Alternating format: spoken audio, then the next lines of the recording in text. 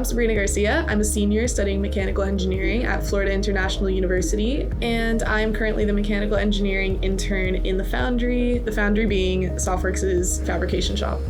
Some of the really valuable skills I've learned while working here is just general fabrication shop processes. I feel like engineers aren't generally exposed to fabrication shop processes because it's considered a trade, and engineers are considered the people that facilitate that trade. However, that leaves many engineers without a deep understanding of the work and time and detail that goes into making their projects or prototypes into a reality.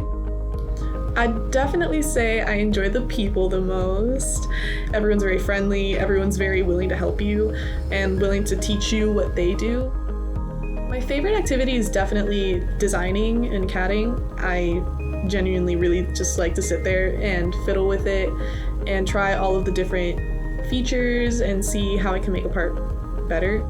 I'm definitely going to miss SOFWERX. I've just had a really great time while being here. I really appreciate what everyone here is doing and support the Warfighter.